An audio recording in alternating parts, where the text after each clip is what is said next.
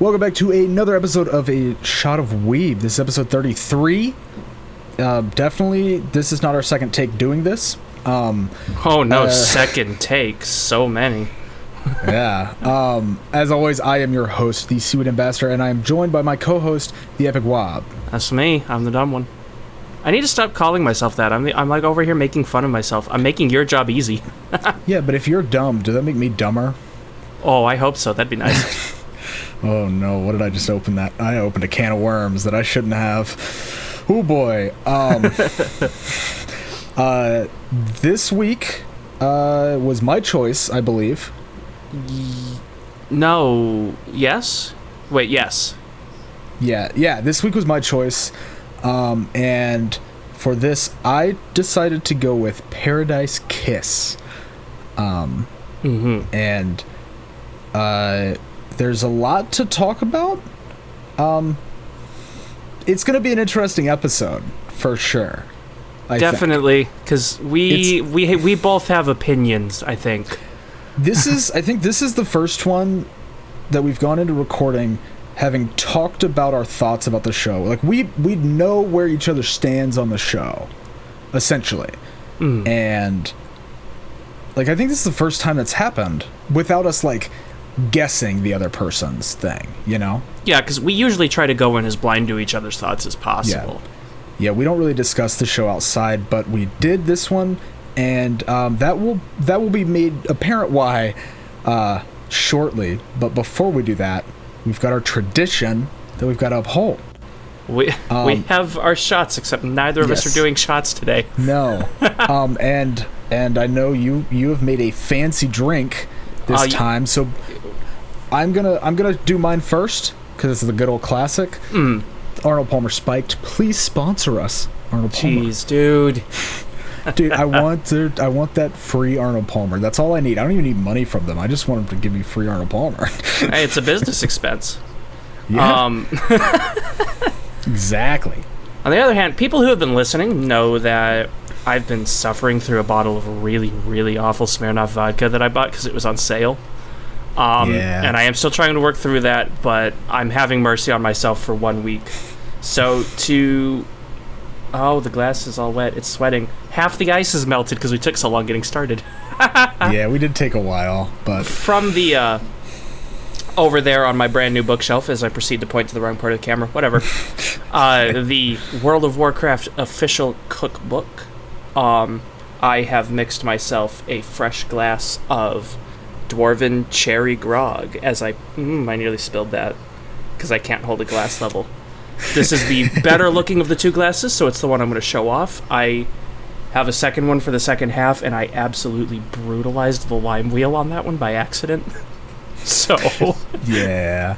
I haven't seen it yet either. I'm looking forward to that for the second half reveal. For sure. It looks really good. What is it? It is. So the recipe makes 2 glasses, which is very convenient given that I needed 2 for tonight. So the half recipe, the one for just 1 glass, would be a half a shot. No. 3 ounces of ginger beer. 3 parts ginger beer. Okay. This is going to get confusing if I talk about it. For 2 glasses, there we go, is 4 shots of ginger beer, 3 shots of rum. I used black spiced. Nice. 2 shots of tart cherry juice and 1 shot of lime juice, garnished with a lime and cherry if you have it. I don't have any cherry, unfortunately. Yeah, it's not really cherry season right now. Yeah, no. Yeah. But I like cherry anything, and that juice is fantastic, so you get that in there balanced out with the rum, and this is quality. That does sound really, really good, I must say. I'm trying to get better at my cocktail mixing. The problem is right now I've got to, actually start collecting liquors, which is kind of expensive, so I'm not getting very far with it. Yeah. Oh, man. All right, well, you ready to take a drink? I'm so hyped to get into this, dude. All right, well, Kampai. Kampai. The good old classic. We used a different brand of ginger beer this time than usual, and this one has bite to it, so this is a really... That goes down easy, but it'll catch you with that ginger kick. Very nice. That's the kind of was it ginger beer or ginger ale? Ginger beer. Okay. But I do like my that's ginger still beer. non-alcoholic, isn't it? No, yeah, it's still non-alcoholic. I think they're brewed different ways, though. Yeah. Last time we used Goslings at the recommendation of one of my roommates, but the other roommate picked it this time, and we got, I forget what it was called. It was like something tree or whatever, and it was like much fancier. It was in a glass bottle, and it'll bite you. Yeah, I honestly, if I'm drinking a ginger beer, I want it to bite back. Like, I want it to fight me, you know? See, I do like my ginger beers. I'm not really fond of ginger beer myself or ginger ales, but it's good. It's good in the mix. Well, that's all that really matters, right? Mm-hmm. At least for you. And the rum gets lost in all the juice, or not lost, but it definitely doesn't take the forefront, which makes it a lot easier on me. It gets masked. Yeah, basically. Like, you mostly taste cherry and lime, and then you can tell there's the ginger and the rum kick to it in the second half. Look at me talking like I'm some kind of expert bartender. I don't know what I'm doing. That sounds really good. Come up to Vermont, I'll mix you one. Honestly, that's a pretty good offer. That's not a bad offer. Because when I mix drinks, it's just pouring the alcohol straight into the cup. There's no measuring whatsoever. Yeah, no, I found a proper cocktail kit on clearance at like a Marshall's or something, and I bought it on a whim, and it was a good choice. I'm experimenting, and the World of Warcraft cookbook has some good cocktails in it. I watch How to Drink. They've got some good cocktails, and I'm trying to branch out. Well, hell yeah, dog. And and maybe I'll branch out to another Arnold Palmer Spiked. And some of the sponsor. One of the main items in a bartender's kit has a name that sounds very problematic, but it's not. Are you gonna say it? Should I? It's so you've got your shaking cup thing, the big thing that you shake. Isn't that called a shaker? Yes, a shaker. That's what it's called. The professional bartender over here, ladies and gentlemen. And anything in between. And a strainer and a bar spoon. I don't have his bar spoon. But the other item, it serves as a measuring cup. It's usually double-sided. It has a shot and a half shot measuring sizes. It's called a jigger. Be careful with that one, dog. I know. Yeah, I can see why that could be an issue. Especially for someone like me who mumbles too much. Yeah, for sure. Well, should we start talking about anime now? Probably. We're a ways in. Oh, that is so good. Sorry. Say we have that stalling. It wasn't necessarily stalling. It's stalling. Also, let's be real. It was stalling because this is going to be an interesting episode. Like we said at the beginning, we both know like how each other feels about the show. And do you want to just go ahead and say what it is right now? Like how we each feel? We don't have to give scores or anything, but just like general opinions. Sure, because it's going to be a major point of discussion, I feel. Yeah, I feel like most of our discussion will revolve around this. I am trying to understand his stance because he had an excellent time with the show. He loved it. He thought it hit really well. Why am I speaking for you? I mean, that's fine. No, you're totally fine. All right. Well, in that case, you take over my part when I finish. But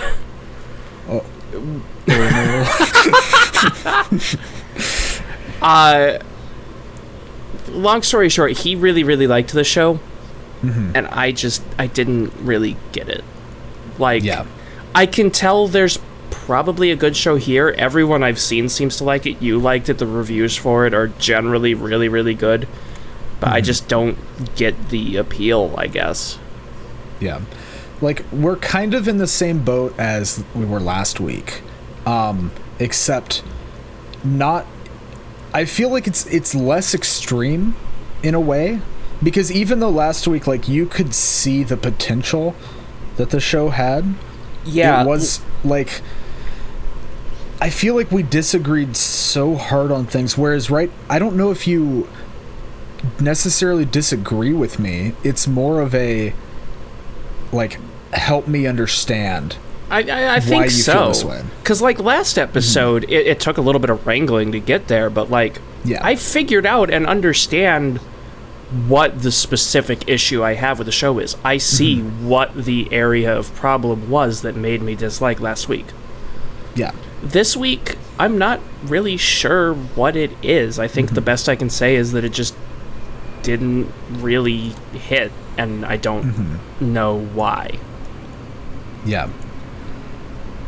Well, before we get into our discussion, I think I'll give a bit of context for the show, like what the show is kind of about, general premise and stuff like that.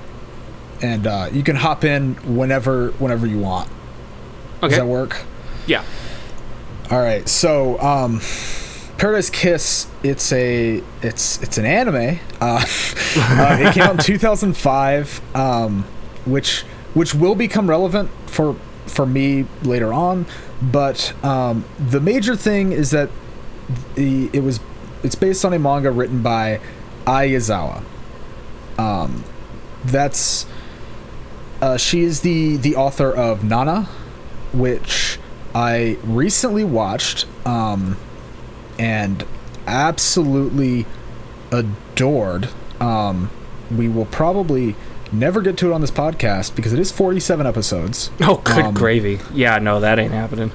But unfortunately, like, it is fantastic and I highly recommend it to anyone. But not only was this anime like based on her work, it was also directed by the late Osamu Kobayashi, who tragically he passed away this April from kidney cancer. But he is a very prominent figure in the like anime industry, right? Like, he's worked on Panty and Stocking, right? He was the director of some Naruto episodes. He did a lot for Gurren Lagann, Kemono Zume, Beck, obviously Paradise Kiss. He did a ton on, like, not just directing. He did key animation, storyboarding, series composition, just like a ton of different stuff, right?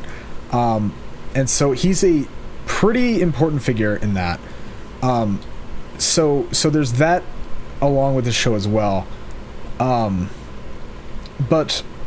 the reason that I chose Paradise Kiss is because Nana is famous for not having an ending, right? Like, I mentioned this to you earlier on. Which I feel like that would drive me up the wall, frankly.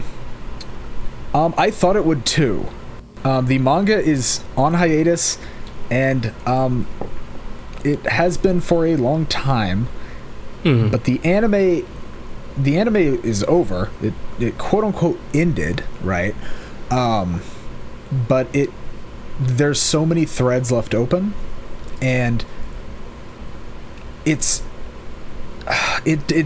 perfect for what Nana is, I think, because Nana has no ending point, whereas, and it's kind of this, and so I was like looking at Ai Yazawa's work because I like absolutely adored Nana, and I was like, I need more.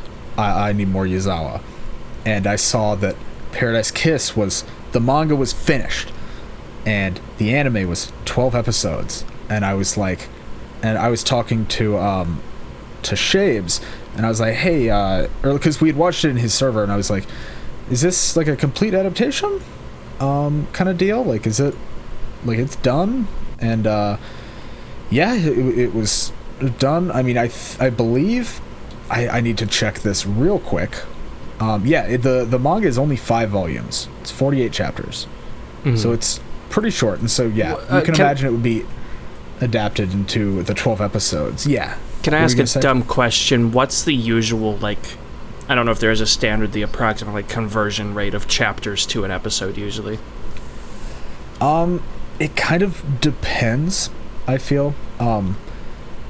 Like, depending on the amount of content that's like in the chapter, like how far they progress the story per chapter, but I feel like for shonen, at least or like long running shonen like Naruto and One Piece, Bleach, things like that, a very good like estimate for like a good for when it's good is 2 chapters an episode.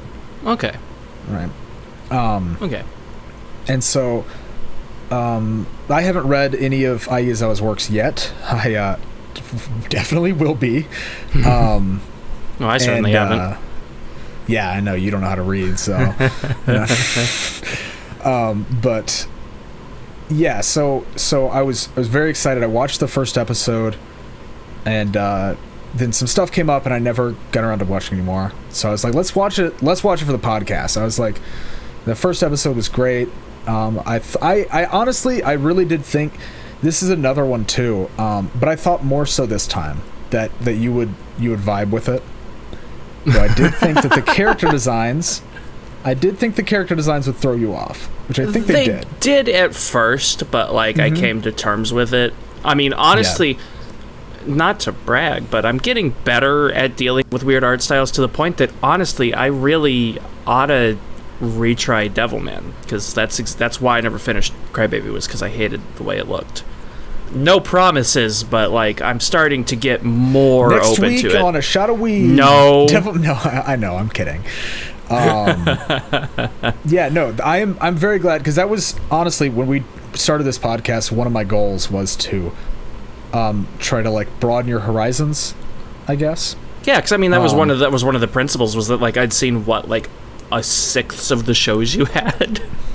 Yeah, you'd seen like a sixth of the shows I had, and then like my favorites, like my all-time favorite shows, you were always like, that's too old. That okay, looks weird. Please, I never said that.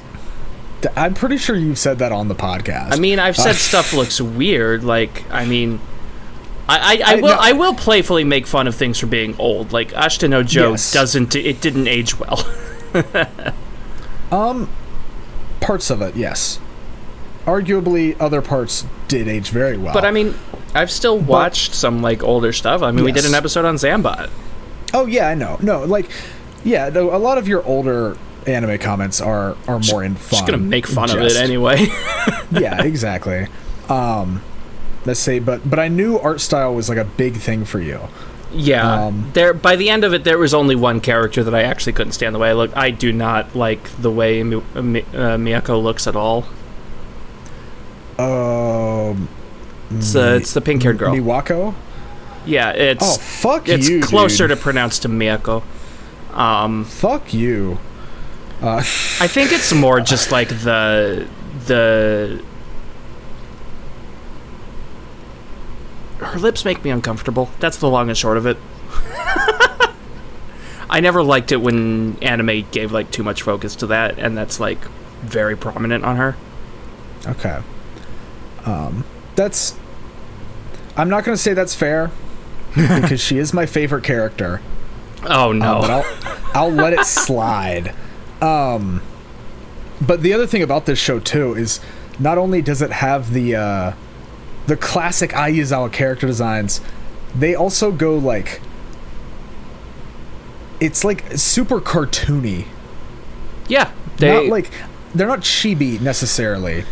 This is something that I wanted to talk about a little bit, actually, is there's a lot of, I'd say arguably experimental design. Like, a lot of times they'll, like, play with much more simplified versions of the characters when the action is higher, although they mostly only do that in the ED and in, like, the first half of the show. They didn't do it so much later on. And it's used a lot more for, like, comedy, too. 100%. Rather than... Yeah, which but just makes sense why it's more in the first half. But if I may sidetrack a little bit as well, that was something that I really liked in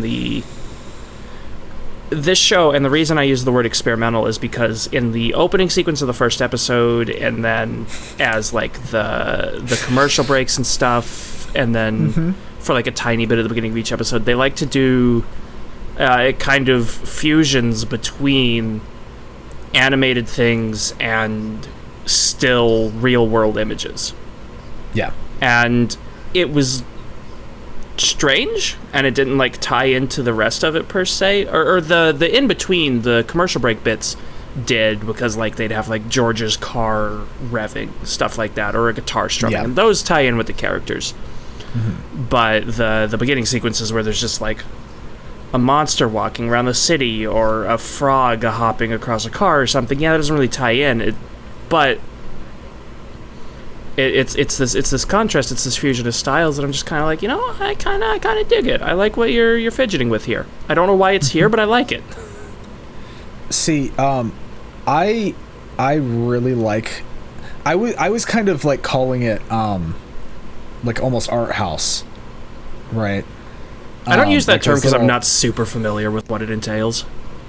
I don't know. The way that I view art house, it's like really just like things that don't make sense that make sense.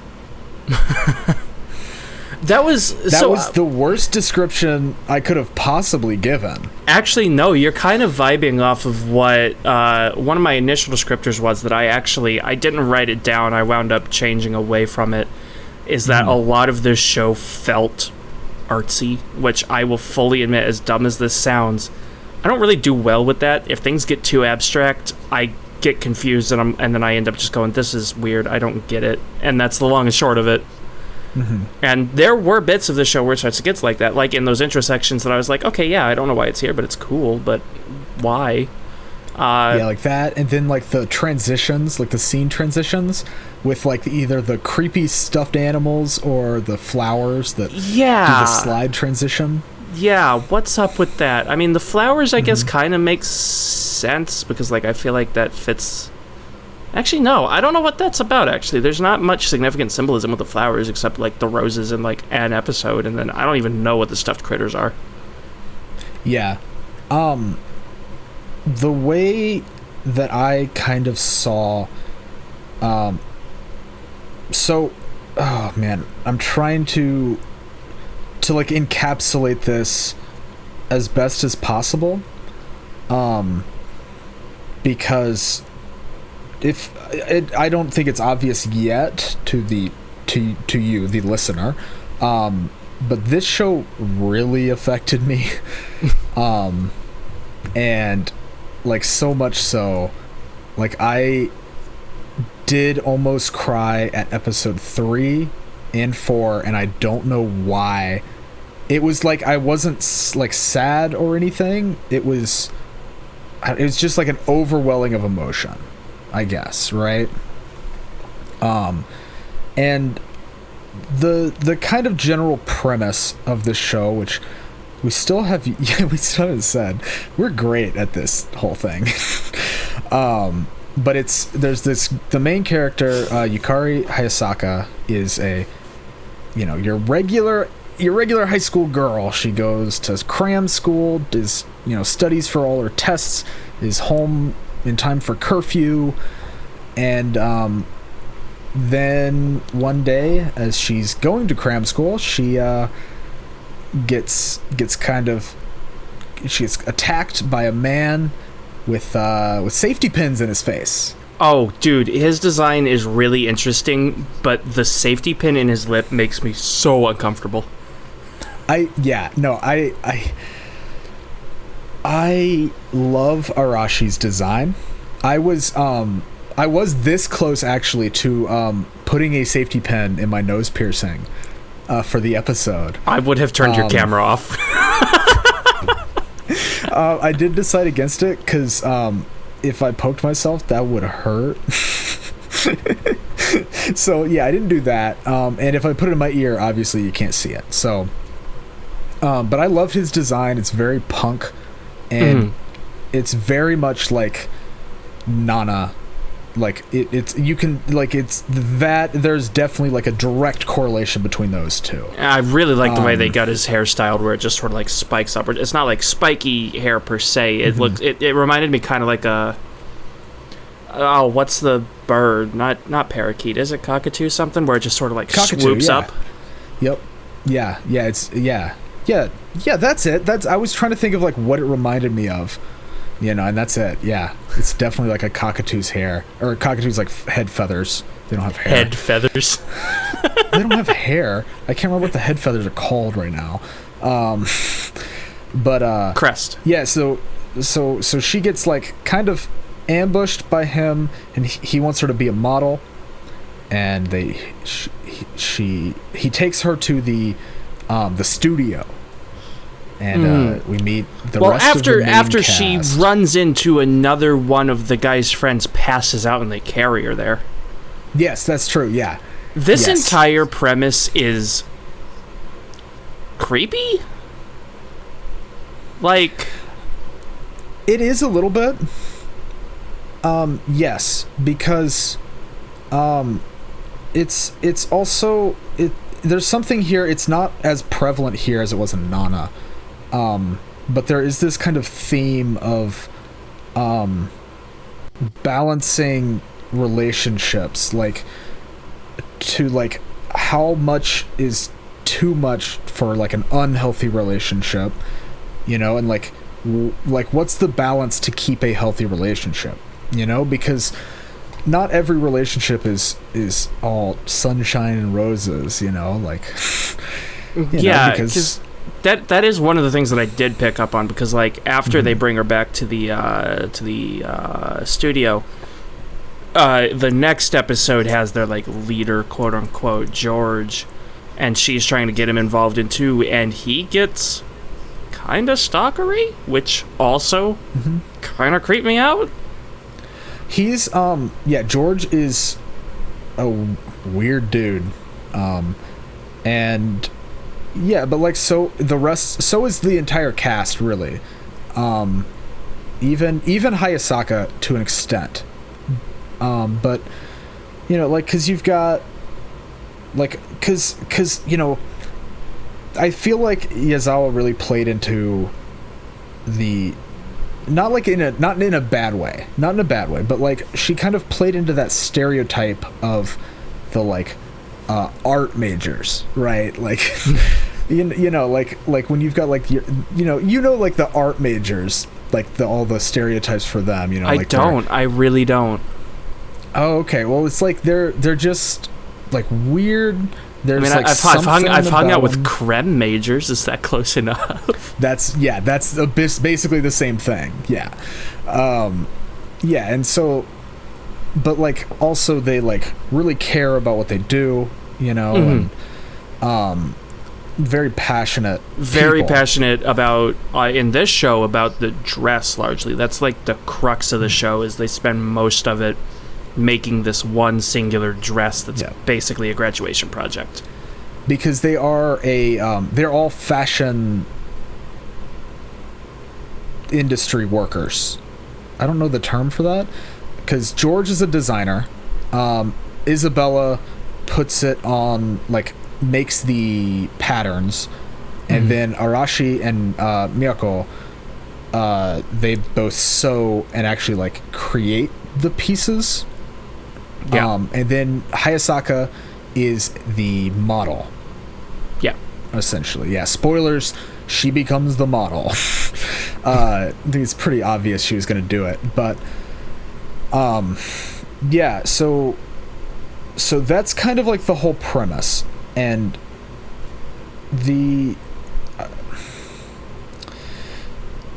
you said before, when we discussed the show, like before recording, I remember you told me that what was the term you used? I think you were like, I think in literary terminology. Yeah, so like to try to pull off of the literary theory that I barely remember, because this was like freshman year of college. Literary theory, that's what it was. Yeah.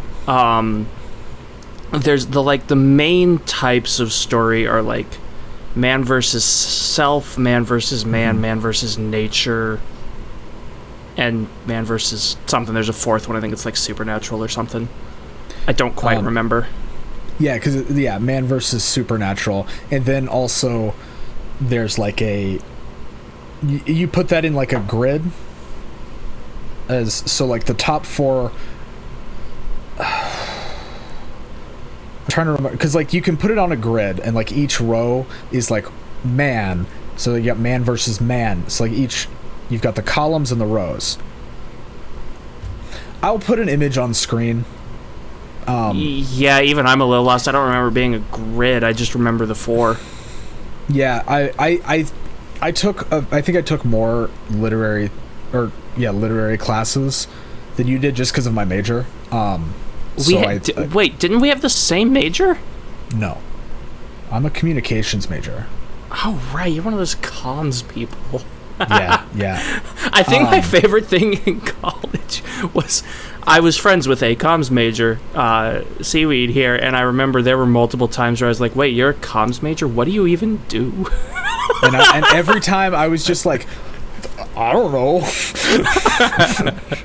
Meanwhile, I was a broadcast major, so I was working a lot more in like news and video work than anything else. Yeah, comms is kind of like a catch-all major, but yeah. So it's like a whole grid. I will put it up on screen, like I said, and yeah, like you had mentioned that this is a man versus, or you believed this was like a man versus self story. Yeah. So one of my complaints was that I don't think I really grasped what the conflict was. Like, the through line of the show was this upcoming show and trying to get the dress ready, but there's not really many hitches in that. Like, they're just working on it, and it's more focused on the interpersonal relationships.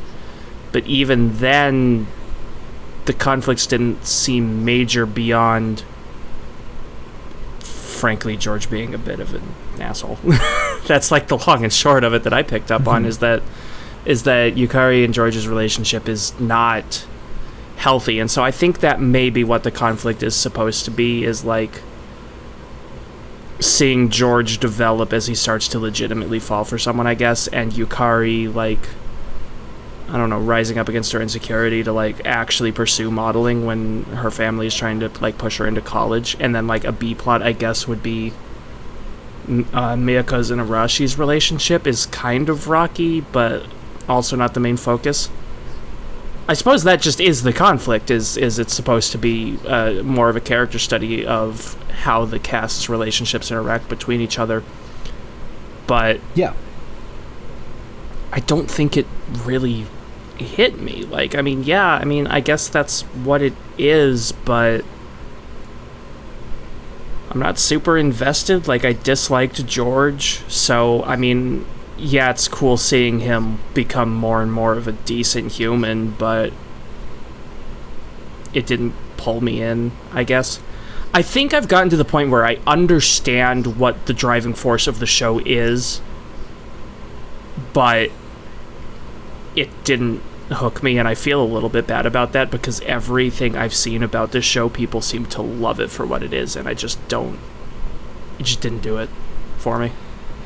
I think you've got a piece of it, or a few pieces of the puzzle, of what this story is, because you're right, there is no like big looming threat. You know, it is just like a group of high schoolers working together on like a final group project. Yeah, because even that aspect of the competition takes a backseat. I mean, once the competition finally happens, they get to it, they show her walking, and then we don't see any of the other competitors. We just get told after the fact that this is how they placed. Yeah. Well, I mean, we do get to see the first place dress in like a still image, and it's actually quite fantastic. Yeah. So it's, oh man, when I told you, when I messaged you earlier today and telling you this is going to be difficult to talk about, this is kind of why. It's because it's not exactly, like, I can't think of anything else to really compare it to. Because there's so many small conflicts without a like overarching conflict. There's an overarching narrative, which is making the dress for, you know, the project, right? Like finishing school, graduating school. But then you have like George, who is a asshole. I think we can agree. But more than that, he's a player. He doesn't really understand people. He was given bad examples pretty much growing up, by the sounds of it, is like the long and short of it. I need to stop saying that phrase, long and short of it. I say it too much. See, there's that, and also he's a genius, and it's hard for him to like relate to other people, I guess. Like this is my interpretation. I want to make that clear. Like, this is I haven't read any outside sources for this. This is just me interpreting the text. But it seemed like he was a genius at designing, and because of that, he wasn't able to relate with like other people his age. Mm-hmm. And so he's also from a very rich family. Which doesn't help that. He's like 18, living on his own in a literal mansion. Mm-hmm. And he drives a Jag.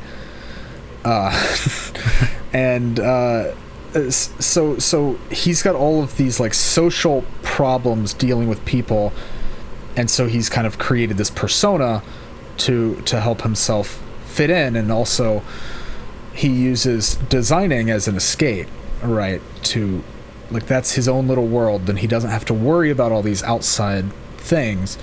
And then you've got like Arashi, who like he makes these clothes and stuff, but he's also in a band, and like we don't see that much from it, but it's obviously like very important to him, and like, you know, that's something he wants to continue pursuing. And then there's his relationship with Miwako. How did you pronounce it? I believe in the show they tended to say Miyako, because if I remember correctly, the W in that syllable doesn't really get like hard pronounced. I could be wrong though. Okay, well, we'll go with Miyako, and if we're wrong, yell at us in the comments. It'll get our engagement up. So we start like intentionally getting characters' names wrong just so that we get comments about it. That's it, dude. That's it. It's the strat. Let's see, but you have their relationship together, and like they each have their own needs that for themselves, and like what they need from their partner that don't always get fulfilled throughout the show. You know, and then there's Miwako's whole character, which is like, she is, you know, very much like living in the shadow of her older sister, and like she wants to be like her older sister, but like her older sister is a very famous designer for like, she has her own clothing brand, and Miyako she wasn't even able to become the designer of a team in high school. And so, you know, she kind of like internalizes that. And then you have like, you know, her relationship with Yukari, who is, you know, it's kind of like, it seems to be like one of her only female friends throughout the show. Like, it doesn't seem like Miyako has a lot of friends outside of Paradise Kiss, you know, outside of their group. And then, God, Yukari. This is the big one for me, because like her whole character arc, I guess you would say, throughout the show. You know, she's following, like, she's kind of going with the flow, I think, is like what she says. She's like, and she's like, she just kind of followed the flow of what she thought she was supposed to do, and you know, just kind of did. So because she was following the flow, she never really had any agency over herself, which obviously causes some like internal strife, and then she rebels fully and has that falling out with her mother, and then is dealing with all of that while also being in a relationship with George, kind of, until they finally get in an actual relationship. Yeah, and it's confusing.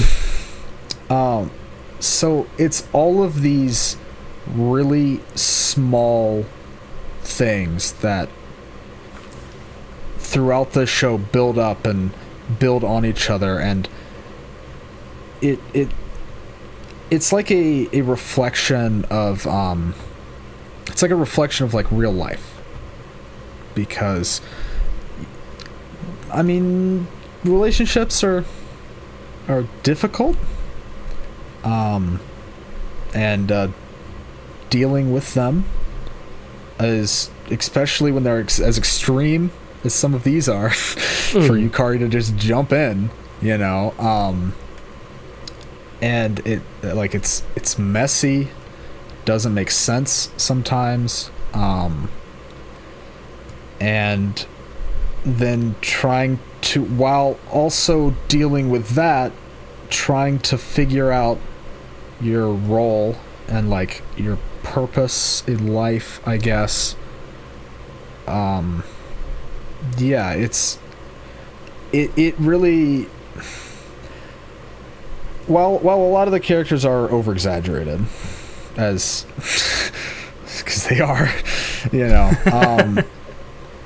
the core of the show is like very much down to earth, I feel. Yeah, and that's one of the things that I read. I try not to like read reviews going in, because like I try to like maintain my own thoughts, but for sometimes with things like this where I have like a really difficult time like really digging into it, I will, to try and get like some outside perspective and see if I can understand like what's going on. That was one of the like the really big points that I think a lot of people cited, was that like the relationship aspect of this is very, very grounded, especially in that the aspect of it doesn't always come together quite so cleanly. And that seems to be one of the big points towards the show, which again I understand, but I also don't fully get. I'm going to oust myself a little bit here. Okay. Not the entire plot of this show, but a non-insignificant portion of it is based on like difficult intricacies of trying to be a better person for like a romantic relationship.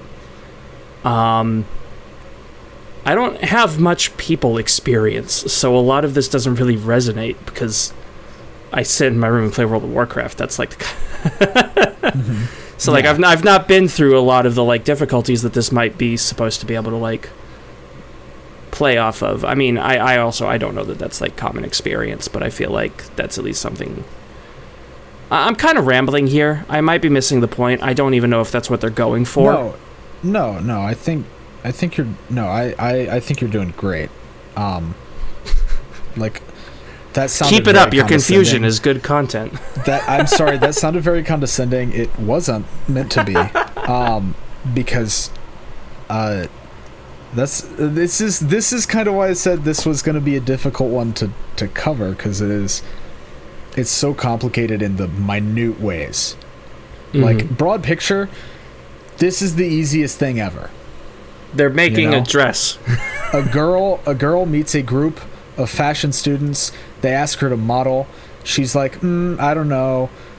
Okay, I'll do it. And then they make the dress, and she wears it, and then they graduate. Yeah. That's the overarching plot. But there's a lot more in the nitty-gritty and the individual and the day-to-day about it. Yeah. And I think this is also, this kind of plays into one of my biggest concerns when we started this podcast. Starting a review podcast was a difficult choice. given that one of the things I've always struggled with is collecting my thoughts and presenting them in a way that people can like understand, and also really breaking down why I feel a specific way about something. Mm-hmm. I've gotten better at it. Doing a review podcast for a year has helped a lot. Yes. This show is very, very difficult for me to break down. Mm-hmm. I am struggling with this one. I'll be real. No, that's totally fine. I am struggling with parts of this one as well. Because for a lot of different reasons. Oh man. But God. Yeah. No, like man. I'm trying to start sentences that I don't know even where they are, let alone how to I know start. that feel. I know that feel. You can tell there's a thought there, but you can't figure out how to pick it up and run with it. Yeah. Yep. It's buried itself underground, but I know it's there. I just gotta find it. Curled up under a rock gives you the middle finger every so often. X marked the spot, and it's not here.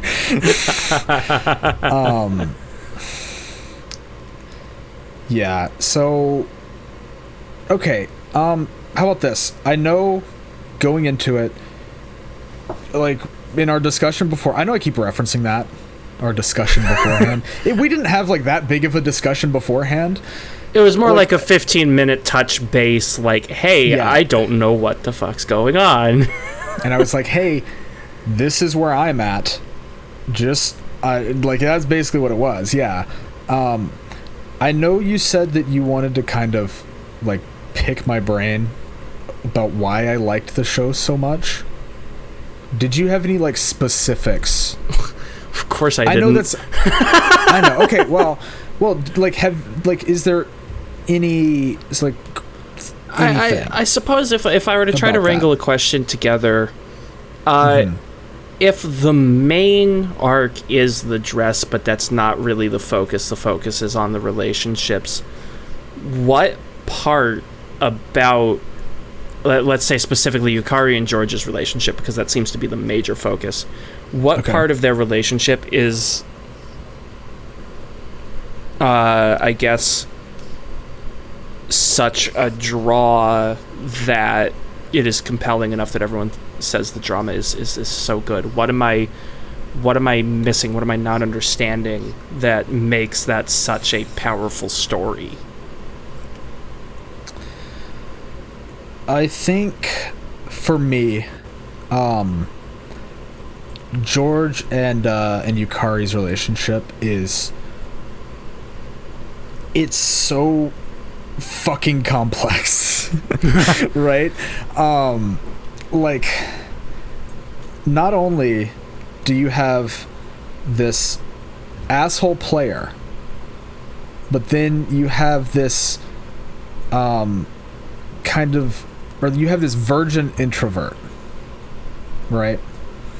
Like, would you call that a fair descriptor of Yukari? Yeah. I was about to say, you don't know that first part, and then, like, wait, no, she talks about that. Actually, we see her lose it. Yeah, because that's one thing, is they focus, well, not focus, but they don't shy away from talking about, like, sexuality, particularly, especially with Miyoko's and Arashi's relationship, is like, they go for that a lot, and they talk about it multiple times. Yeah. But so you have these two extremely different people with George and Yukari, right? Both of them on two very different sides of the spectrum in terms of social ability, I guess, or their ability to socialize. I that was two words. I realized sociability can be one word. I wanted to clarify. Whereas George fully understands himself, but he can't understand other people. And Yukari doesn't understand herself yet, so she can't even begin to start understanding other people fully, right? Mm. And then these two, George for the first time actually falling in love with Yukari. Yeah, because prior to this, he's juggling people by the sounds of it. Wasn't there a line at one point that there's like 3 girls and a dude that he's juggling or something? Yeah, because that is important. He is bi. That's in the first episode. He's as people, because, okay, to maybe lighten the mood slightly, he takes Yukari to the school to get her hair cut, and he pulls up in the Jag, and everybody's like, whoa, who's that hot girl you're riding with, George? And then one guy goes, hey, I thought you were gay. And he just goes, no, I'm bi. And that's it. That's the end of the scene, and it just cuts inside, and it's great. Like, he is fully bi, and in the Japanese, he says bi. Like, you hear it. And so, well, yeah, I mean, it's probably just a loan word. I doubt there's like an official word for it per se. Well, you know, I just wanted to get ahead of the people who are like, you're putting your politics in my anime. That's what it says in the Japanese. So this is the second. This is the second show that we've talked about out of the last 3 that have had a trans character. This is only politics. That's true. That's true. There's also a trans character in this show. Possibly 2. Wait. Maybe, I don't know. One second. Wait, actually, who? What was the second? I'm looking this up right now because I need to double check. Oh god, that's not. I didn't. That's not what I typed. That's what I want. No, I don't want. Oh god. Oh, give me, please. There we go. This is okay.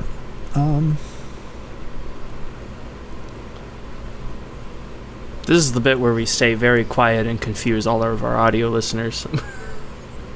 Yeah.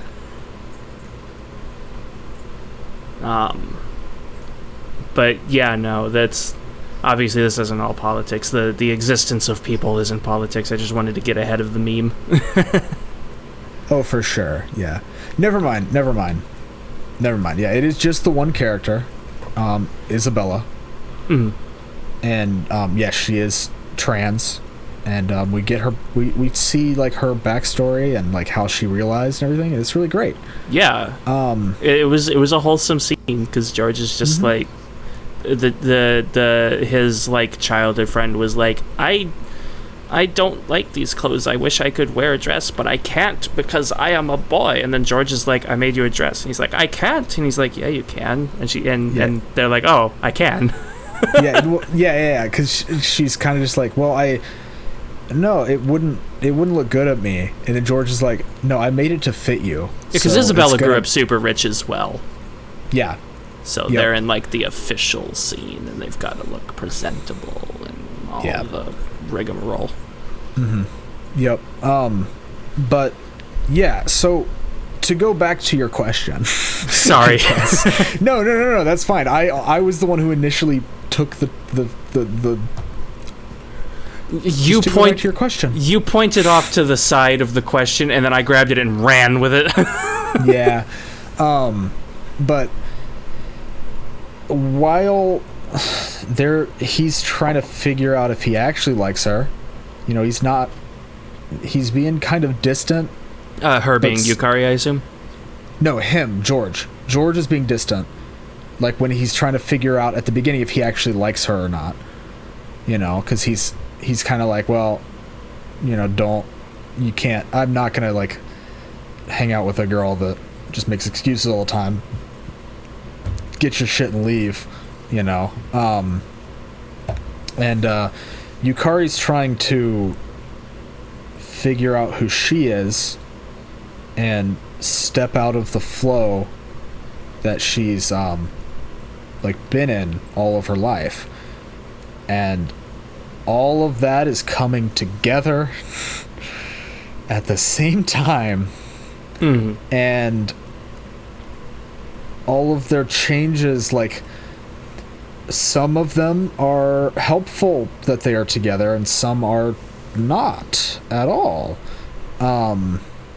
And it's just such a complex weaving of emotions, and yeah, I don't know, that's what I just hit the mic. No. That's kind of what I get out of it. I would say majorly. It is that kind of whole, they are both socially inept in very different ways, and they're learning how to change that together at the same time, and it's fucking messy.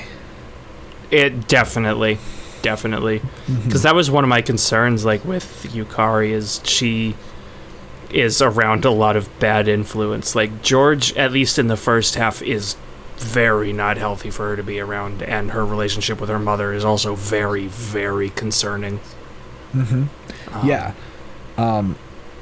Because her mother's kind of trying to control her to, not necessarily, like, follow her dream. It's not like, football was your dream, Dad, not mine. Not necessarily like that thing. It's more of a, like, her mom's trying to do what she thinks will be best for Yukari. Yeah, but future. The methods are uncomfortable. Like, there's one note that I wrote down, which, I mean, yeah, I know this was 15 years ago, different time and all that, but that doesn't make it okay. There's a particular bit where she slaps Yukari and then is like, if you can't afford to be slapped, then don't make me mad. That's fucking abusive, I think, yeah? That really wigged me out. That's not on the level. No, like, her mom is not, like, I don't think she is a bad person, but she's also not, like, a great person. Like, she's got anger issues, and controlling issues, obviously. She's very controlling, and when she doesn't get her way, it's one backhanded slap to the face. Yeah, that pulls a Sean Connery. Yep. But no, I think, and that was one of the things that, like, where was I going with this? I had a really important point I wanted to get to. Do it. I believe.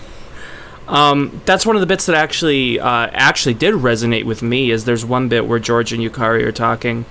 This is near the very end of the show, and Yukari kind of has this realization that, like, she struggles with a lot of the same issues that her mom has, which is, like, getting angry when things aren't going exactly right, complaining when things have gone bad.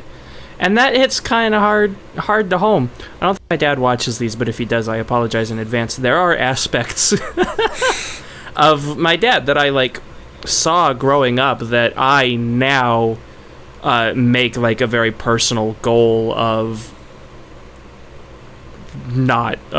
being better in that particular regard. And so that realization of, oh crap, I'm like my mom, whereas I've had similar bits where I'm like, holy crap, I'm turning out just like my dad.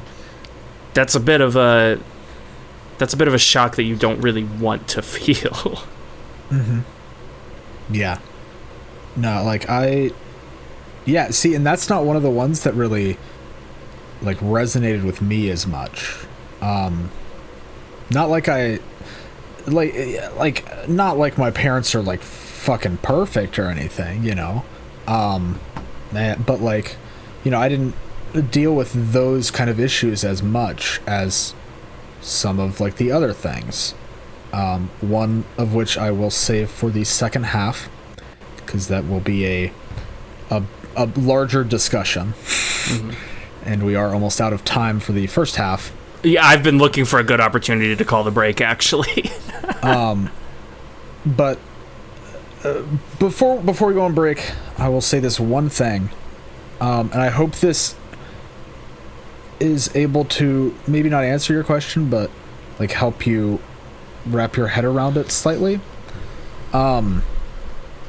I think one of the major appeals of this show is the extreme like range of relationships here that are fairly well fleshed out and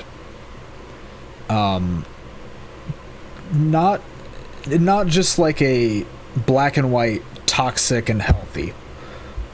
Dude, again with the mic. But not exactly just like a black and white, toxic and healthy, right? It's a blend, just like, unlike Twitter wants you to believe, there's shades of gray, which is where most things lie. Maybe there's 50 of them. Who knows? Man, trust me, I hate myself for doing that too. Yeah.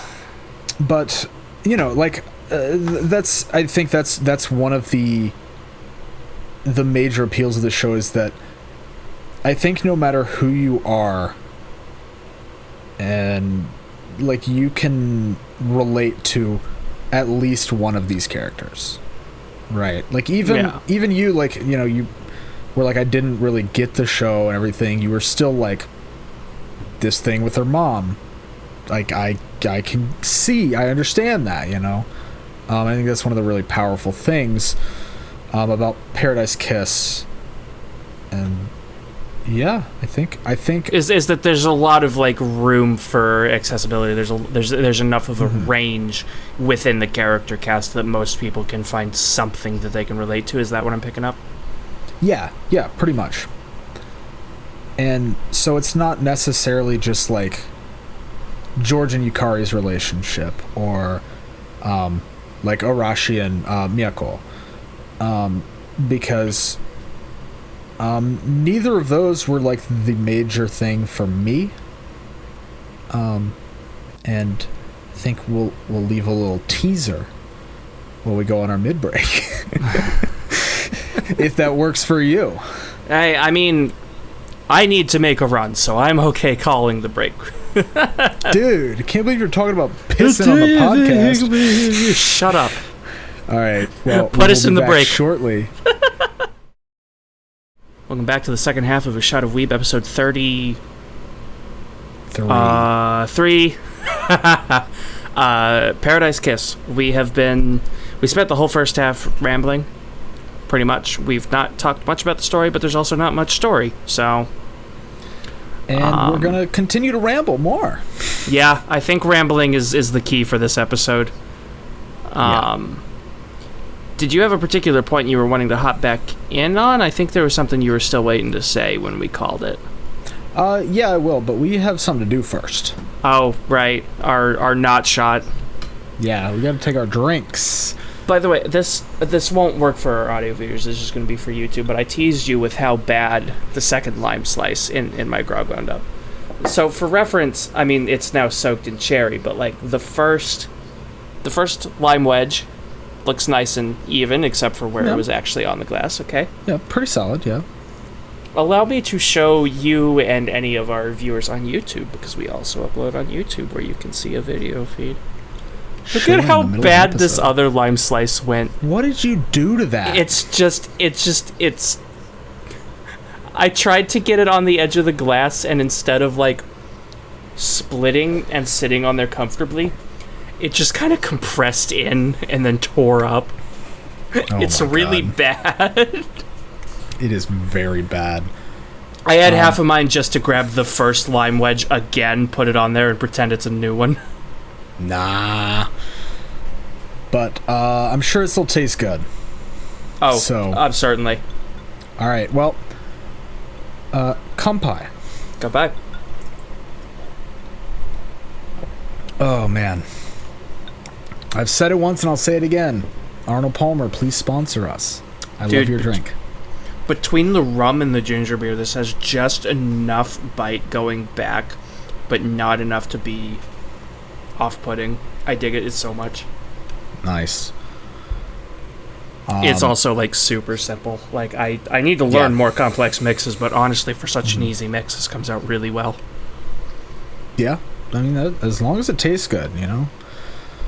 I say, I mean, I mix. I have mixed.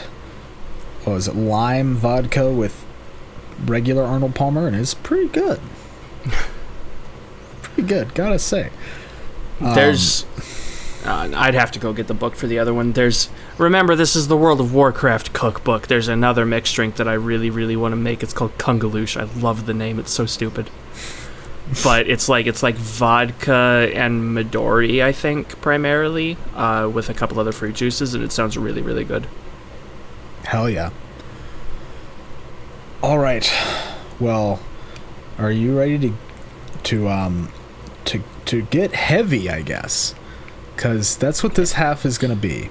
It sounds like you've got some heavy coming in for the second bit, so I'm gonna let you lead that, because I don't have much heavy myself. I think I've already talked about the heaviest thing in my mind. Yeah. So I don't remember if I mentioned on the podcast towards the beginning, but I know I did to you. Say when I was watching this show, I pretty much watched the whole thing out in the living room, and we've got a fort set up right now, and it's so sick. It's so sick. Living the dream. Oh god, it's so nice. But I was sitting there watching it, and I watched episode 2, or so like I rewatched episode 1, you know, and then I was like, yeah, this still bangs. This is still fantastic. And then I started episode 2, watched it, and I was like, yeah, this still bangs. This is great. And then I started episode 3. I was like, God damn it, nope. No. I'm in the living room. I can't do it here. And episode 4 is the one that... Episode 5 is the one, actually, that almost broke me. And it would have if I had not had a healing break right before it, where I got to go see some rats, some pet rats that one of my roommates is kind of caring for the next couple days. I got to go visit with them, and that was a very, very much needed healing session. Yeah, you were mentioning this to me, and I was kind of, I mean, obviously I don't have like all of the information on your life, so I don't know, what might contribute to this, but I was surprised 3 and 4 were hitting you that hard. I can understand 5. Like, 5 is a dramatic enough episode that, yeah, I can totally get someone having trouble with that. Because basically Yukari runs away from home in episode 5, and it's kind of rough. Yeah. And yeah, so I mentioned towards the end of or I think it was actually at the very end of the last half, that I believe there is at least one character here that everybody can relate to, right? And for me, that character is Yukari. It has nothing to do with her relationship with George or with Miyako or Arashi, any of them. It is it's all about her like relationship with herself. So I'm gonna get a little personal. I'm not gonna go too personal. So don't worry, guys. Don't worry. The floor is yours. Go as in or as not in as you want to. Yeah. So it's the same thing happened with Nana. Like, I gotta preempt this. When we watched Nana, I was very excited because I love the character designs. I'm a big fan. My aesthetic is, I like to call it pastel grunge and pastel punk. In terms of the aesthetic, I am striving for, right? Like that's what I'm going for. But so I love the punk aesthetic, which is like a lot of Nana, and obviously Arashi is in here too. And that's what initially drew me to Nana, made me vote for Nana. One of the reasons I voted for Nana. But somehow that show, I didn't know really what it was about at all. And the whole, like, I guess message, I don't like the word message though when it comes like for it. Maybe it's more like the theme. Yeah, the theme, like kind of the theme of a lot of stuff that happens in Nana, really like mirrored what I was dealing with personally at the time.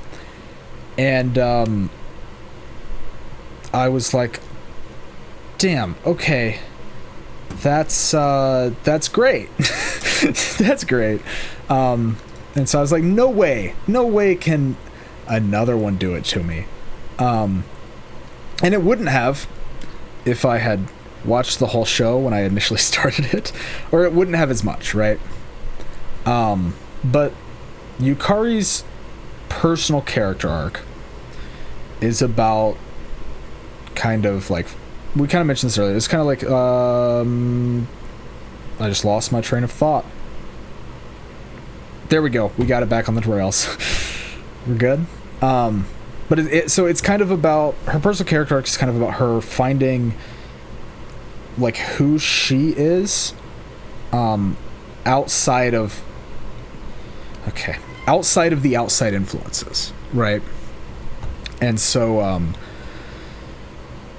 that recently has very much been something I've been dealing with. Is, you know, kind of like, because I've generally for most of my life kind of gone with the flow like she has, and so seeing her dealing with that, while I am also dealing with that, I was like, damn, Yazawa, you did it again. You know, somehow your work is perfect, and I love it. And yeah, so like seeing some of like those fears, I guess, kind of realize in the show,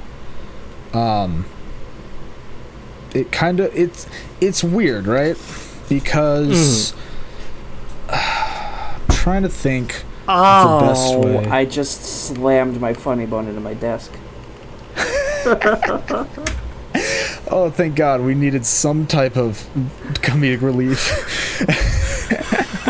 I'm sorry. That was man. like in the middle of your moment, but I tried to like readjust and scoot forward, and I just bam right into the front of it. No, that's just totally fine. Emerald Lagasse style. Bam. Hell yeah, dude. Love Emerald. Bam. That's it, dude, right there. But yeah, so seeing like some of her fears kind of realized, like some of those, like, you know, kind of where she gets kicked out of her house, and she has to like depend on this new group of friends that she has just made to kind of like help her out, and then also this kind of friend, I guess acquaintance more from the past, that being Hiroyuki, like the guy she crushed on at the beginning of the show, from her high school. Yeah, he has a bit more involvement, but I don't think it's worth going into at this point. No, not right now. But he, seeing him kind of like worried about her and trying to like help her out when, you know, she didn't really know him that well. I don't know. All of these things really just kind of crash landed right into me. So it's hard to explain, Well, because, you know. If I may a little bit, I don't want to like co-opt your thing here. No, please. This is a co-hosted podcast. I can't do this alone. I mean, obviously, given our discussion, this whole thing didn't hit me near as hard. But like, I see where you're coming from with this. At least to a degree, I feel some of it myself. I mean, I don't know if this is giving too much information out, but like both of us, we pretty recently graduated. We both finished college class of 2020, and so like doubly so what with the whole pandemic going on, trying to figure out like what path to take for living. I mean, yeah, these characters are like in high school going into college doing entrance exams and stuff, but like I feel like the similar like uncertainty of what the next steps are, that is also applicable for our situation. So like I absolutely, like, to a lesser degree I think, but I still like understand where that's coming from, that like point of like I'm going into the next major step of my life. What's the correct choice? People want me to do this, but I want to do this, or I don't know what I want to do.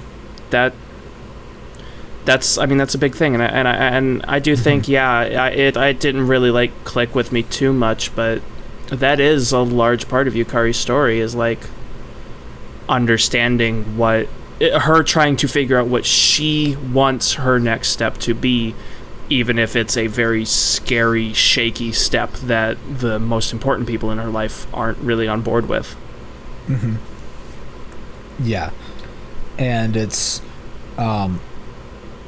like not only that for me personally, but like her whole thing of like always going with the flow. I mean, like the only reason I didn't drop out of college was because I knew like maybe it'll help me in the future, and also like my parents really want me to do this, and I can't think of a good enough excuse not to. Because at the end of my first semester of freshman year, I didn't actually think I would be this way, and it actually kind of goes back to what you kind of talked about it earlier, with like seeing like some parts of your dad in you, right?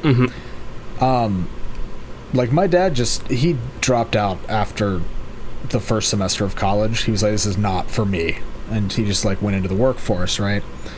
But I never thought of that as even an option until I went to college for a major that I ended up hating every second of. Did you switch? You switched into comm, right? Yep, I started as okay, don't roast me in the comments too hard, okay? I was a video game programmer. That was my major. Which like I thought was great. Like I'd done some minor stuff before on my own, and I was like, yeah, this is great. And then I got in.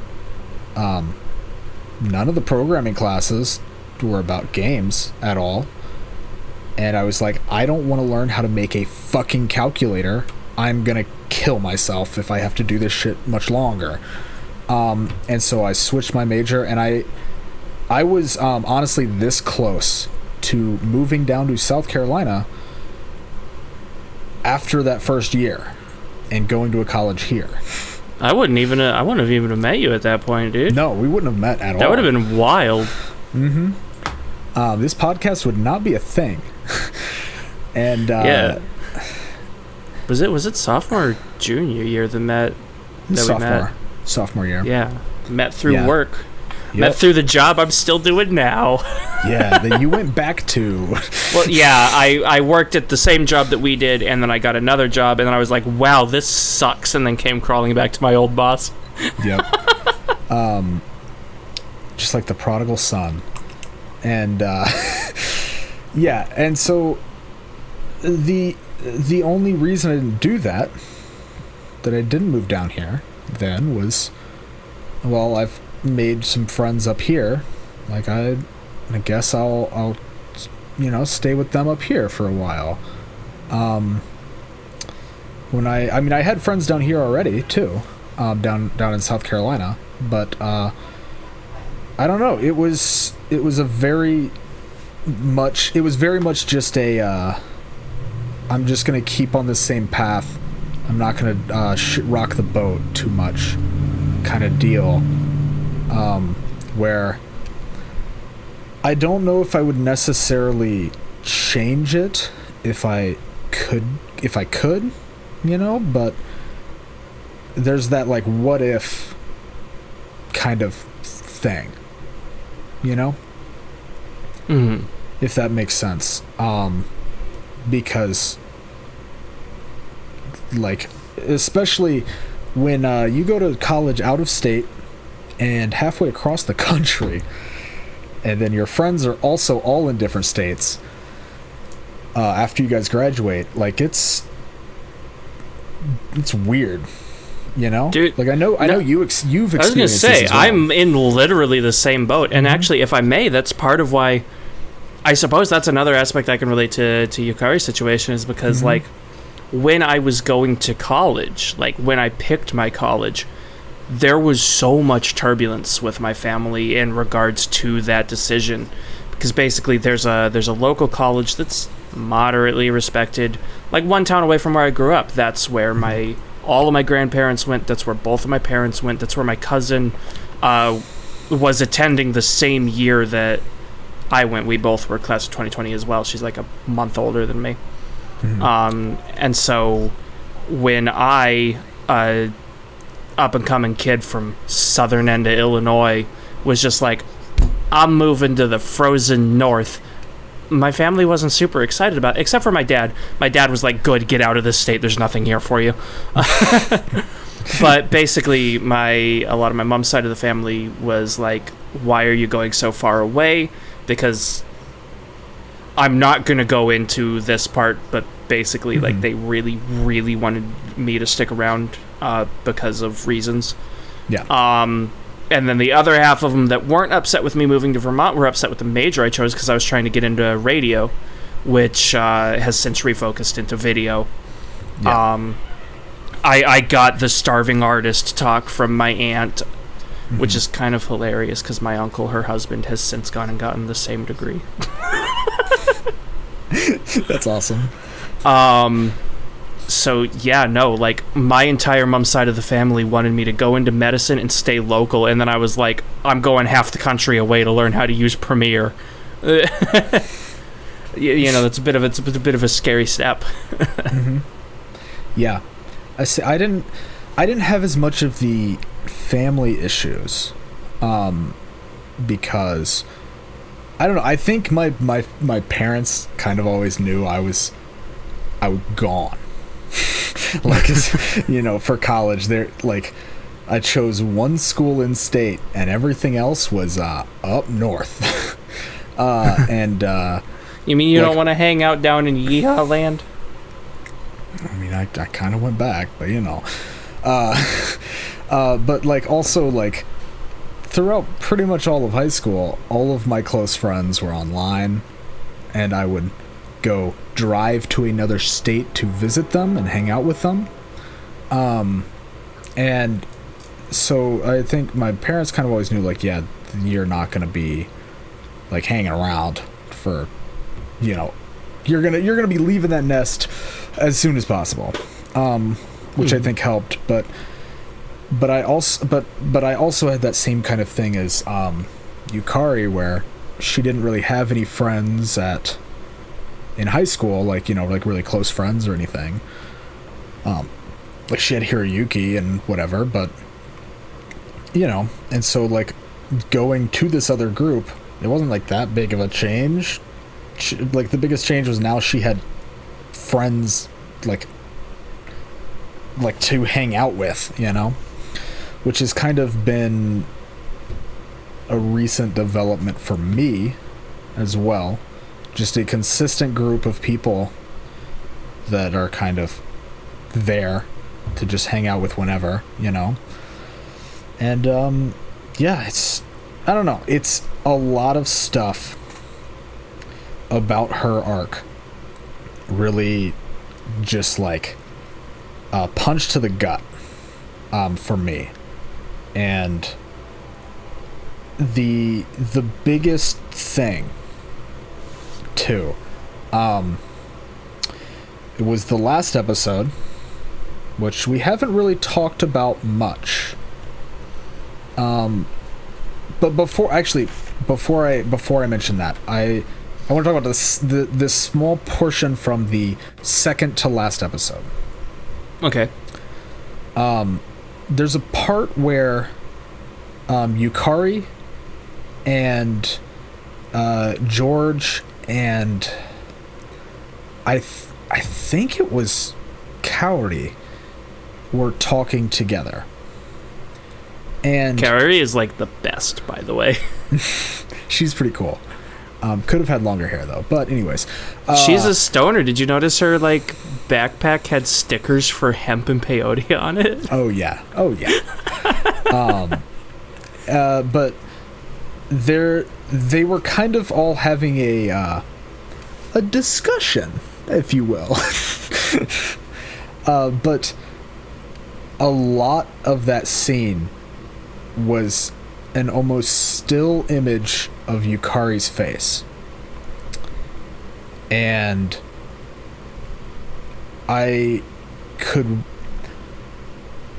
read 1,000 emotions on her face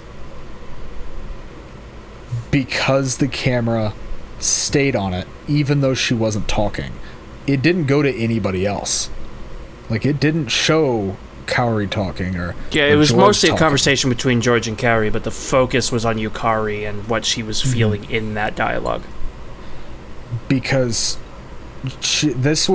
I believe this was after the show, like after she had already walked on the stage and everything. Yeah, it was like the second half of the same episode, or maybe the episode after. And it was kind of that feeling of that was sinking in of like, this is it for everybody. And then in the last episode, we get to see what everybody's doing after they've graduated. Mm-hmm. Right? Like, if I may, before we get too deep into that. Okay. One of my complaints, and I don't know if it's a complaint, I understand sometimes shows can do this with like good effect. Yeah. The ending wasn't satisfying. Nobody gets what they wanted, and I think that's the point. Mm-hmm. But it still leaves you just sort of sitting like kind of off a little bit. But then again, I can acknowledge the impressiveness in this. I'm gonna reference an episode I know you didn't care for, but Talentless Nana. They pulled that. They did that a similar thing where like the ending isn't good. And that's the point. So, like, I can acknowledge what they're doing here, but dang it didn't feel good. Although this isn't supposed to be a feel-good anime, so like, no, I can't really fault it for that either. And if you've been intrigued by this or Nana is also not a feel-good anime. I just want to make that clear right now. But yeah, no, it's a very much. I'm gonna make an analogy here, right? So tell me if you're not following along. Be simple, because you know I'm not good at catching up. I'm gonna do my best. The ending, it's not bittersweet. It's the 95% dark. Because everybody leaves and goes on their own paths. Like, Arashi is gonna continue. He's gonna work like sewing clothes as like a way to make money while he works on the band. Wow, working a proper job while doing a creative endeavor on the side? That sounds bizarrely familiar. I wonder why. Miyako is going to work with her sister, as a seamstress. I finally learned the word for sewer.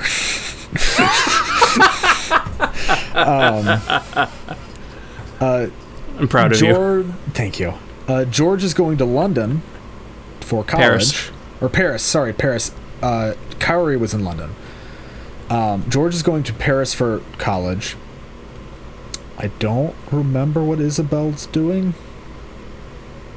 Do you remember? Isabel went with George. That's right. Isabel went with George to Paris. Isabella, sorry. Or Isabella, yeah. Oh, man. I read that as an E. Okay. Anyways, and then Yukari is staying in Japan to work on her modeling career. Mm-hmm. And so nobody is together anymore. Like everybody is split. Like you can argue Isabella and George, but whatever. That doesn't really matter. And there's not even any hope that they will stay in contact or, continue to hang out. All we get is one thing from George to Yukari, which is the butterfly in the glass case, because he's a freak that likes his dead bugs. And there's a key and a map there as well. And he left her a storage unit with all of the clothes that he had previously made. Yeah, all of the Paradise Kiss clothes. And, which harkens back to an earlier conversation where basically he's like, these all hold substantial memories, which is why I want someone important to wear them, which is why I want you to wear them. Yeah.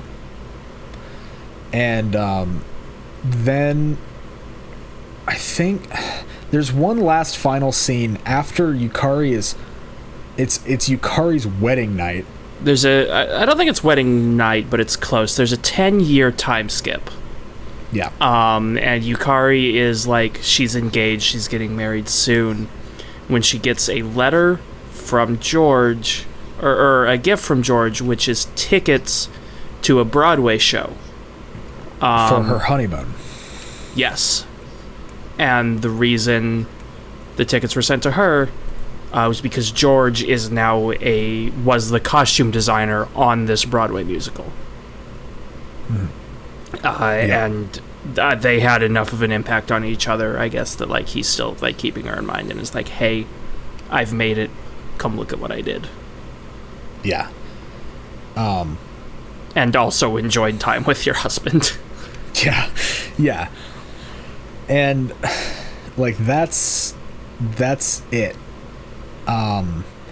Which is why I call it 95%. Because even Kimi Nozo, there's baking cocoa over here. Yeah. Even Kimi Nozo had a final sweet taste. It had a return when they're like, hey, the gang is still around. Yep. And she turns around and says a big smile, and obviously assumed to be all of them, but whatever. Oh god. Just spoiled Kimi Nozo in the middle of a different one. Whatever. You fool. And there's an ending, but not everything gets wrapped up, because I am stealing this from somebody. I don't know who it was. I think it was from I think it's a line from a Mal review or an AniList review. I mean, it was about Nana. And it was that Nana is just a small section of the lives of these people. Like, not all of the threads are going to get tied up at the end, because it's not a perfect, happy story. It's just a section of these people's lives, right? And even though this has an ending, like, it very much feels the same. Like, there's a lot of, like, threads that just, like, lay there, and don't get, just a lot of loose ends that never get tied up, but not in a bad way. Would you agree? Yeah, it's unfulfilling, but it fits. It makes sense. None of this was done just to. It wasn't done to make you feel bad. That's what the show's about, pretty much. It's about the lives of these people, and we don't have time to sit here and watch 60 years of stuff for all these people, and then all the people that they get in, tangled up with after they separate. Now, that's just a mess.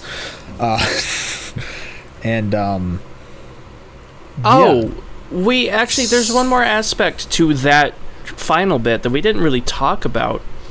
Even though George is, like, in college to do designing, that's, like, what he's done this whole time. That's been his passion since he was, like, little. He's not going into it as a career, like, as from advice from other people and himself, because, like, he takes refuge in making outfits, and if that becomes his job, if that becomes his business, it loses that escape aspect that's very important to him.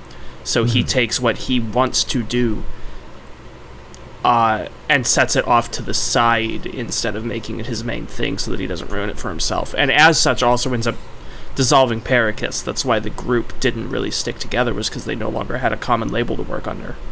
Yeah. And, it's... God, okay.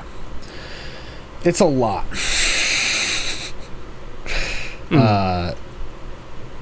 Yeah. God, I don't know where to take the episode from here. I honestly, I think we've said about as much as there is. I think, even though it's a really short second half, I think it's just final thoughts now. Like, I think we've dug about as much as we can at the moment. Yeah, without getting too personal. Yeah. Because, I mean, there's a lot here for me that I think I've pretty much run into about as much as worth saying. I mean, we could talk about the plot of how she joins the group and, like, all of the little details on making the dress, but I think that honestly just kind of take away from the discussion we've already had, actually. Yeah. Yeah, I'm gonna go ahead and go into my final thoughts then. Okay. If that's all right with you. Yeah, and I'm okay going second because I've got a lot to say and not much to say at the same time.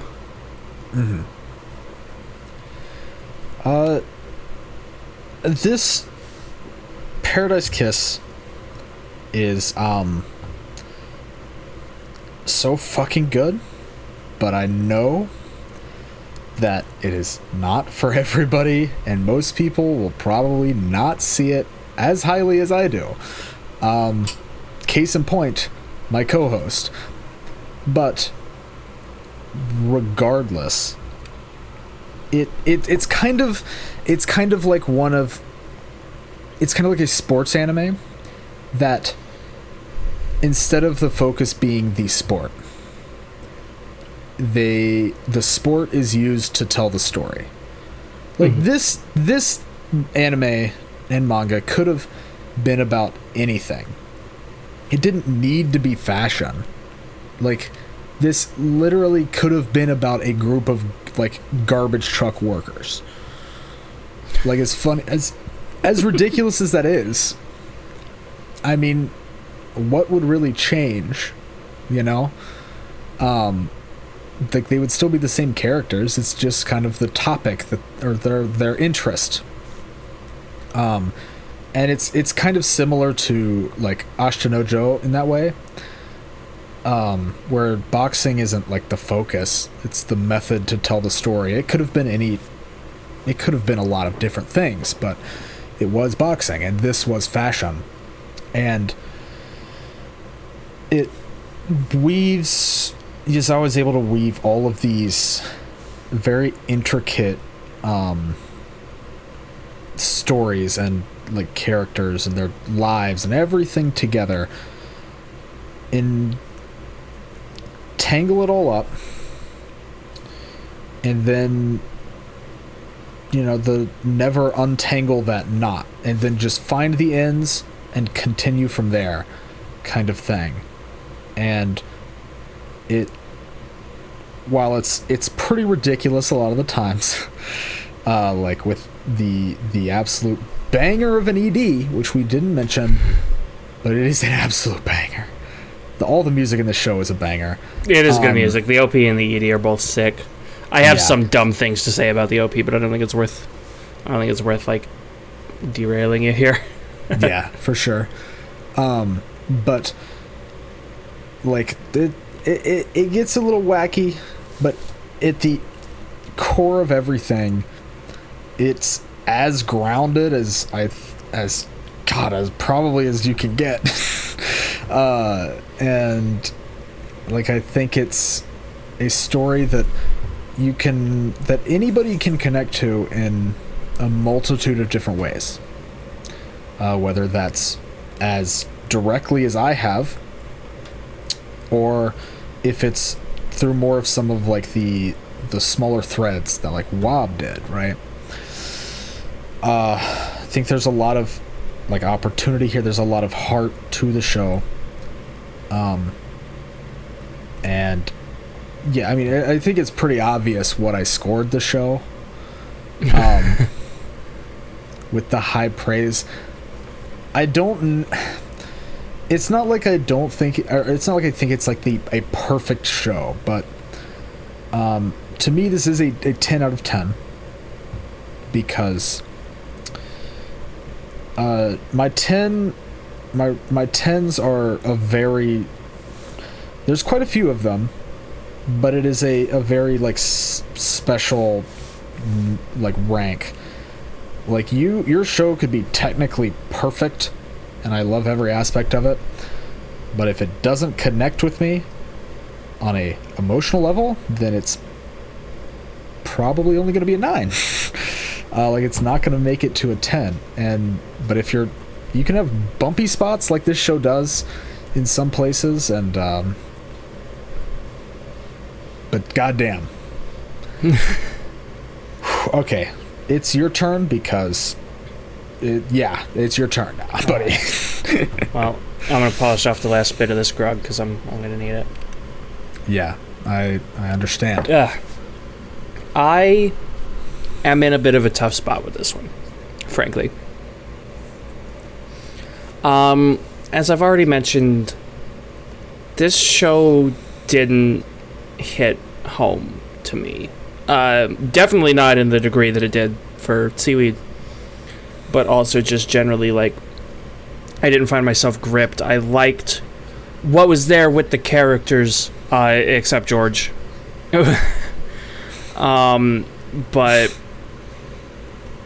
I felt like what was pulling them together wasn't enough to get me invested. I mean, yes, the dress story was cool, and it was really cool seeing the dress itself come more and more to fruition during the show, like when Yukari finishes the sleeves, or like George is finishing up the butterfly ring, and so on and on and on and on. And as they're developing, the actual development process was cool, and the characters mostly I like, but the actual like engaging part of it, the down to earth, real portrayals of people going through a rather tumultuous part of their lives, I can acknowledge what was done with it, especially after this conversation. It's made me like, it's pointed out a lot of stuff that I really didn't consider, and so I've had a lot of time to like think on it. But in the moment watching the show, really didn't do it for me. And so I went into this similar to last week with a score of 5 out of 10, because that's where I put stuff that wasn't really bad per se, but just didn't stick with me, like that didn't make me interested. However, I feel like it's worthy of at least maybe like a 7 if I consider in like what this show does that everyone likes. I'm sorry, this drum's kicking me in the nuts right now, so I'm having trouble finishing my sentences. That's why we drink for the show, right? I can acknowledge and to a degree appreciate what it does, especially seeing how it's affected other people, but I think I just wasn't the target for it, or maybe I've just not been through enough similar experience for it to really stick with, although you pointed out a lot of stuff with Yukari's storyline that does apply to me that I didn't even think of. So I think the question is, do I rate it the 7 acknowledging what it has done even if it didn't work for me, or do I rate it the 5 which is more true to my personal experience with it? I'm not sure what the answer is there. Because it has a similar problem to Kimi no Uso, which I also gave a 5 out of 10, because Kimi no Uso had potential to be something really, really good, but had a weak aspect. Whereas this one was good, but didn't hold my attention in any meaningful capacity. And in both cases, either the weak character or the lack of grip pull down what is an otherwise good show. And so I think I'm going to officially put that as a 5, because in the end, my scores are my scores. They're applicable to my experience watching the show. But I will fully acknowledge that to the right person, this show is going to come out better than it did for me. This show did better than what I'm personally giving it credit for, I think. But as far as what I felt in my experience with the show, I think it's a 5. But it is worth checking out in case you are the kind of person the show would appeal to. Because normally if I give something a 5 or below, I'm not going to recommend it. I might still recommend this if that, like, identifiability, if that personal groundedness is something that will do something for you. Did any of that make sense? Because I'm really not sure. Yeah, no, it made sense. Yeah. It definitely did. Okay.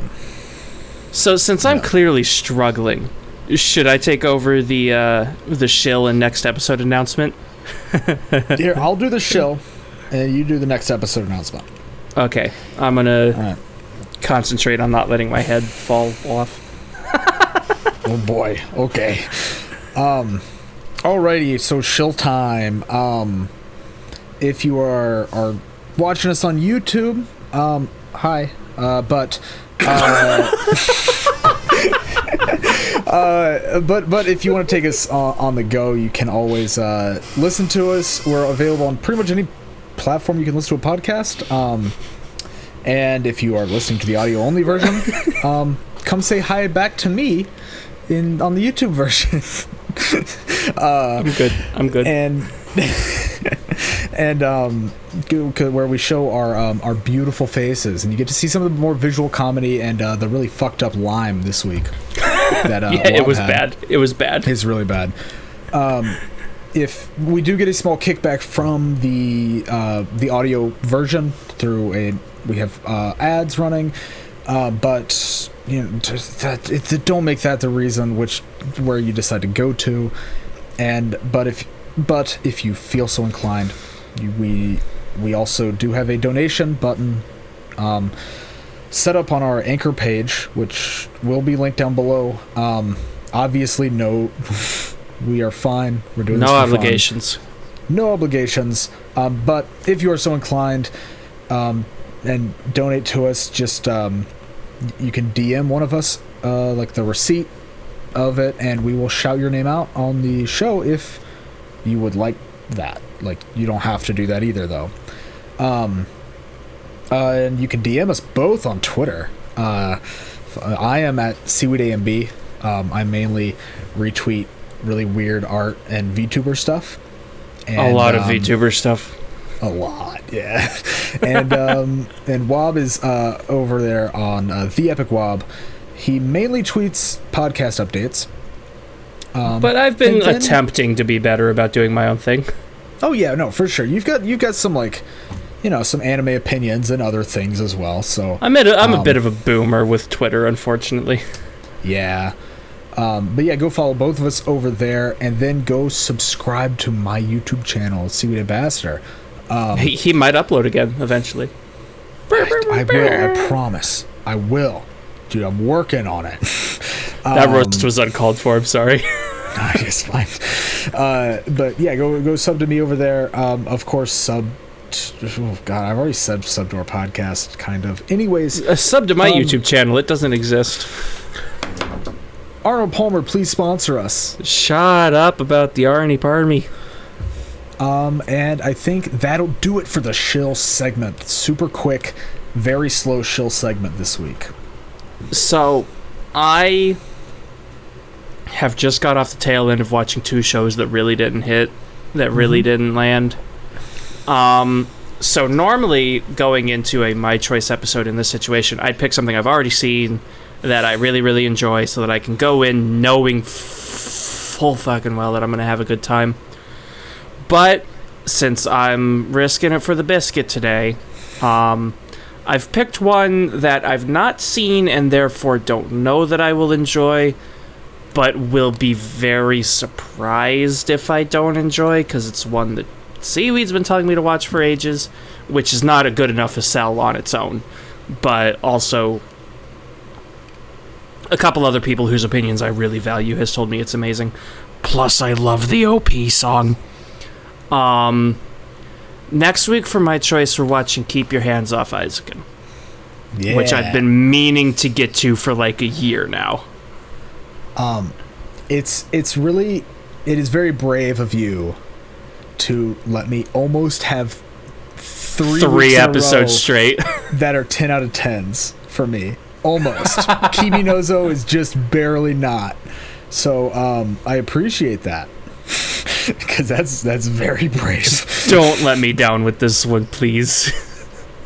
No, it's a banger, dude. Of course not. Isaacin Fox.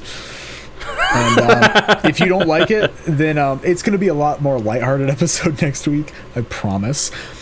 Yeah, we kind of got deep in the weeds on this one. Just know that if you don't like it, you're going to be getting an earful from the man himself. I actually made a video on Isaacin, so if I don't like it, we'll cancel the episode and record something else.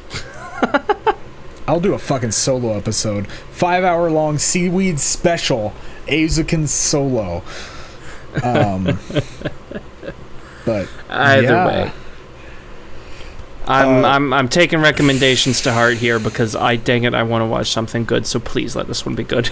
I think it's good from what I understand. Mm-hmm. It's a banger.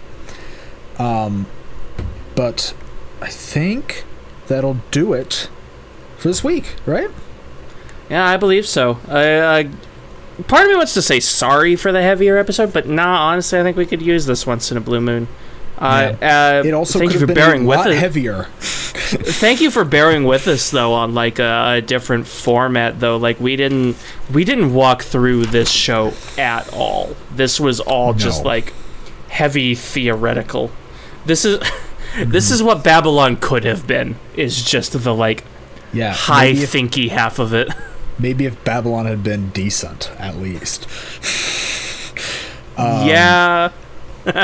But this I had a lot of fun with this episode, but I'm also looking forward to getting back to our usual kind of style, I guess. Back to the old vibes. I need to drink some drinks and have some laughs, you know what I'm saying?